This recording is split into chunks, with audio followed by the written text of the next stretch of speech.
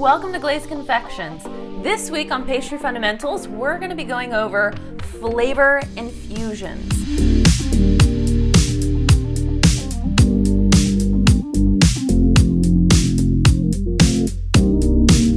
Now, why is it so important to understand infusions?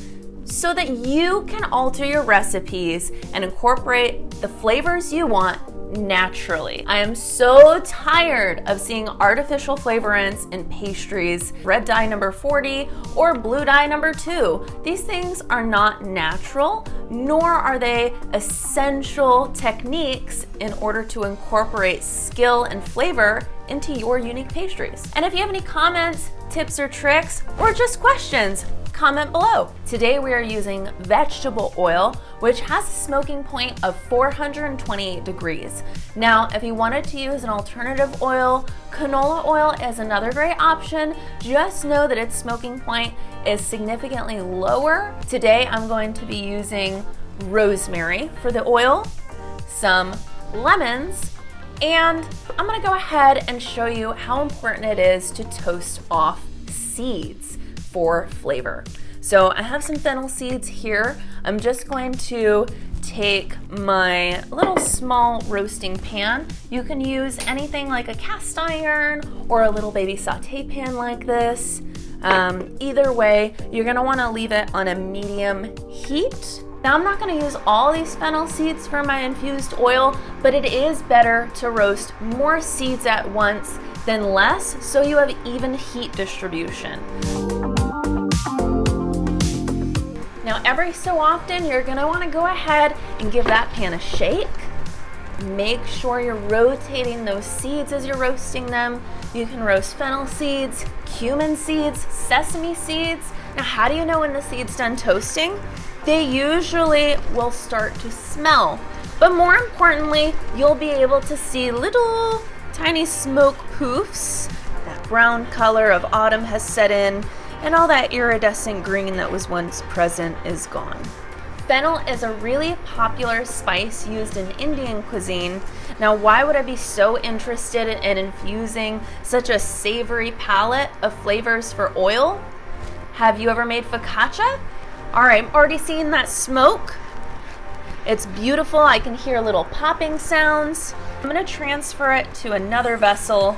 Now I'm gonna go ahead and show you 2 ways to prep citrus. Now, one of the ways to prep citrus, of course, is to use a zester. This is also known as a microplane. This basically has a bunch of little teeth, and if you didn't know, these teeth actually look like the teeth of stingrays. We'll have to double check that fact. But either way, fish fact. Fun fish fact. Zest of a lemon. A lot of people just rotate it on top of the zester. I say it's kind of like rotating a door handle. As you're holding the lemon, you're rotating that door handle. Now, there is another option. You can hold it in your less dominant hand, and you can play the violin.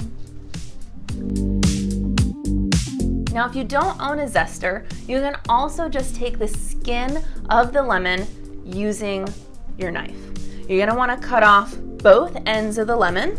That gives you a flat surface on either side for more stability. Notice I'm trying to take off as minimal as the pith as possible, and I'm leaving most of the pith on the fruit itself. Okay, so I've zested and I've also gotten the lemon peels ready. I'm gonna show you 2 infusions. One that's a hot infusion and one that's a cold infusion. Hot infusion is much quicker, so let me show you the cold infusion first. You basically have a closed container like this one. It's filled with a neutral oil. As I'm about to add all the infusion bits. We have that toasted fennel seed. Just gonna go ahead and add it into the container.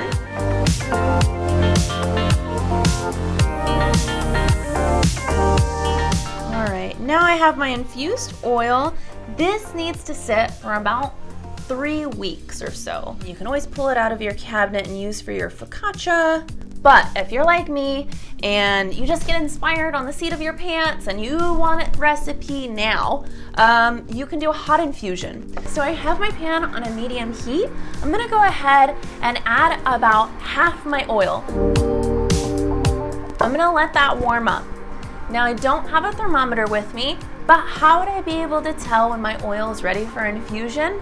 I basically can tell because I can feel it with my hand, or you can start seeing it move like moving, flowing water. It's a very subtle thing, but you can notice it, especially when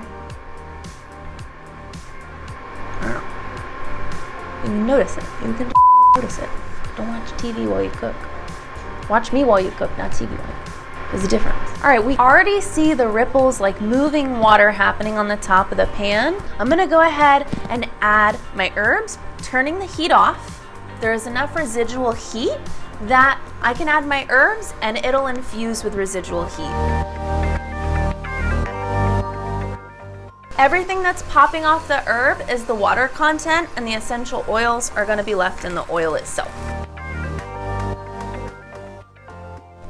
Now I don't find rosemary very palatable to eat, so I did take all of my rosemary out of the oil. I am gonna put all of the zest in the oil because this is very palatable, and because it's so fine, it's not gonna get in the way of any chewing or eating. So I want to cool my oil down so that the flavors stay. You basically take that oil we left behind and you add it to the pan. This is going to cool down the oil that you've already infused. Now I'm gonna pour all the oil back into my vessel, and you'll see the color has changed thus slightly. Now lastly, I'm to add my toasted fennel seeds.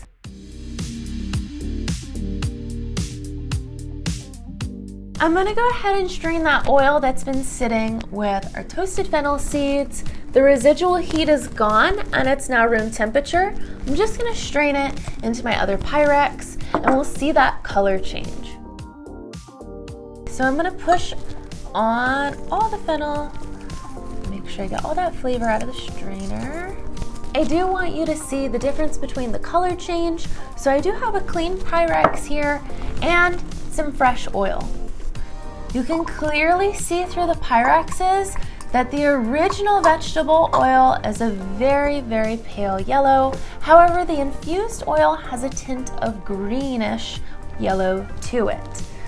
Just to show you the difference, uninfused, infused. That's all from me.